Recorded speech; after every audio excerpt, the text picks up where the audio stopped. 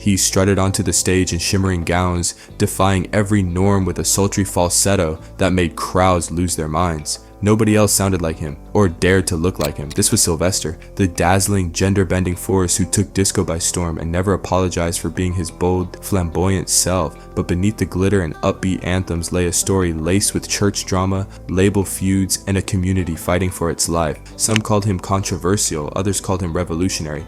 And his influence still resonates in unexpected ways. If you think you know the disco era, prepare to see it differently through Sylvester's eyes. Yet this isn't just another nostalgic story of a long-gone superstar. It's the account of a performer who risked everything to own his truth and stunned everyone in the process. And that's only the beginning, because Sylvester's journey would collide with battles he never saw coming. Keep watching, because what comes next exposes a daring spirit the music world didn't quite know how to handle. Sylvester James Jr. was born in Los Angeles in 1947 and grew up singing gospel in a devout Pentecostal church. Those who heard him as a child say his voice stood out immediately, but while the congregation loved his talent, they couldn't accept his increasingly flamboyant style. Whispers about his mannerisms turned into outright condemnation. Church elders scolded him for what they perceived as effeminate behavior, and the tension became too much. The moment he felt caged, Sylvester walked away from the choir. Choosing freedom over acceptance, he found an unlikely refuge in a group called the Discotheques, a tight-knit clan of black cross-dressers who saw the world as a runway. They crashed house parties, roamed the streets in dramatic ensembles, and embraced each other at a time when cross-dressing could lead to arrests or worse. Sylvester reveled in the Discotheques' fearless energy, especially as the Watts riots loomed large in LA.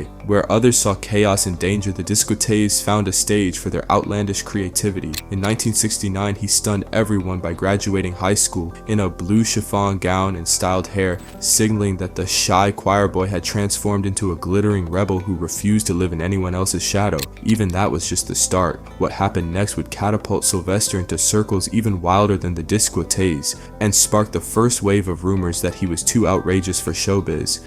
Eager for liberation, Sylvester headed north to San Francisco's Haight-Ashbury district, where flower power and theatricality collided. There he encountered the Coquettes, an avant-garde troupe notorious for LSD-fueled drag performances. They wore glitter beards, mismatched costumes, and improvised entire shows with minimal rehearsal. It was a hurricane of anarchy, and Sylvester's poised, sophisticated vocals instantly set him apart. He wore vintage Hollywood gowns, belting out torch songs, while everyone around him reveled in over-the-top camp. At first, this free-spirited community felt like an exhilarating step up from the Discotheques. John Waters was a fan, as were other underground luminaries who recognized Sylvester's star power, but chaos often turned into artistic frustration. While the Coquettes' raw energy drew curious crowds, Sylvester realized their lack of discipline threatened his dream of genuine stardom. A fateful trip to New York City proved it. The Coquettes bombed when mainstream critics lambasted their sloppy performances. Sylvester, unwilling to let his talent go to waste, abruptly quit and set out alone. His departure from the Coquettes sent shockwaves through San Francisco's underground scene. Some thought he was a traitor.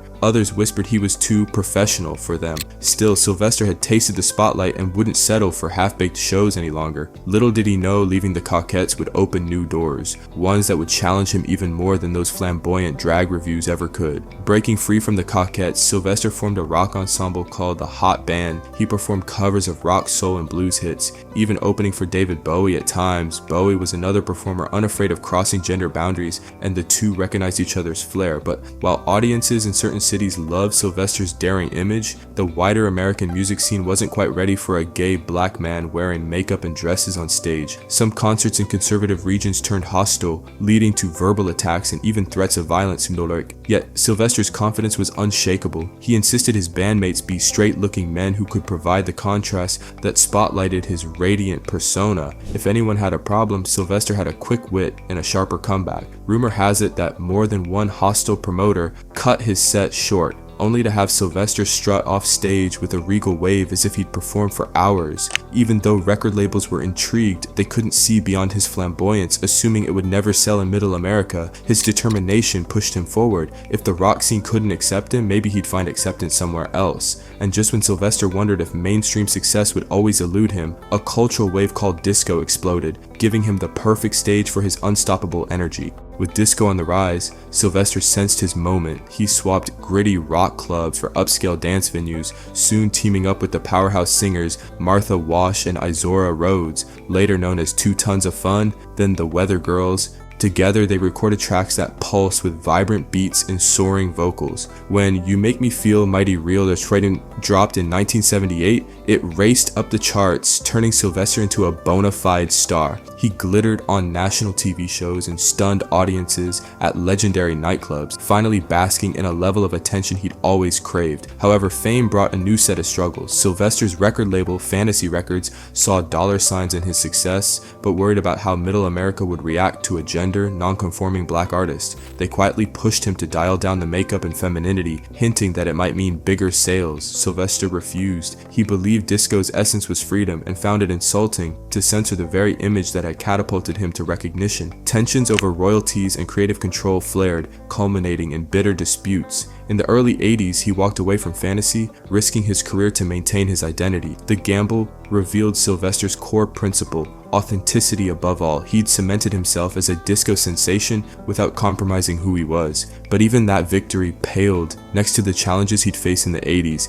a decade that tested every conviction he held. As the disco era faced backlash and the music industry shifted, Sylvester remained fiercely himself. Club culture was changing, radio playlists were growing unpredictable, and critics sniped that disco was dying. Even so, Sylvester's flamboyant attire and unwaveringly queer image kept him on the radar, especially in LGBTQ+ circles that viewed him as a symbol of liberation. Television appearances served as both a spotlight and a battleground. Certain hosts tried to label him a drag queen, and he famously retorted, "I'm Sylvester," refusing to be pinned down by any single category. One day he'd perform in a full-length gown with teased hair, and the next he'd don a tailored men's suit with a pencil mustache, leaving audiences unsure of what to expect next. While fans adored his fluid style, more traditional viewers were often left stunned or confused, but he made no apologies. To him, identity was a personal choice, and the world had to adapt. Artists like Prince, Boy George, and later RuPaul would draw from that same well of fearless self-expression. Yet Sylvester never quite got the mainstream credit he deserved during his lifetime. He was a star in the dance clubs, but tension with the broader music industry persisted. Still, he kept creating, performing, and living out loud. Little did he know that a devastating force was about to hit the community he loved most, and it would demand even more courage than he'd shown on stage.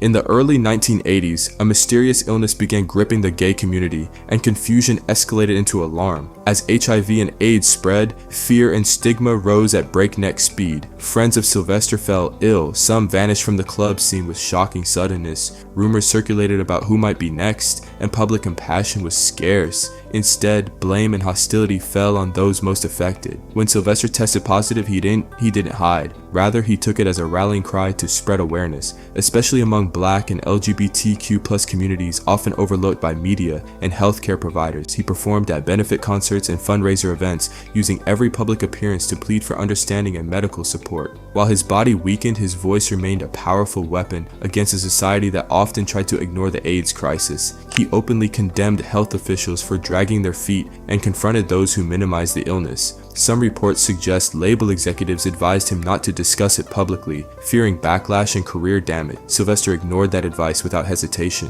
By 1988, the disease had taken its toll, and he appeared at San Francisco's Castro Street Fair in a wheelchair. Adorned in sparkling accessories, he waved to fans from a balcony, sporting a radiant smile that refused to fade. The crowd roared in support. Well aware this might be his final public appearance, it was a potent image of a superstar who had never let society's judgment extinguish his glow. 2 months later, he passed away at age 41, leaving behind not just a string of disco hits, but an enduring message of dignity amid devastation. The aftermath of his passing would reveal just how committed Sylvester was to lifting others, even when he was no longer around to see the impact. Sylvester's story didn't end when the disco bubble burst, or even when he left this world. In his will, he bequeathed future royalties from his music to AIDS charities in San Francisco, ensuring that the success he earned, despite every obstacle, would continue to benefit the community that embraced him. Over the years, nostalgic revivals of You Make Me Feel Mighty Real and other classic tracks resulted in unexpected royalty windfalls, funneling precious funds to those same charities.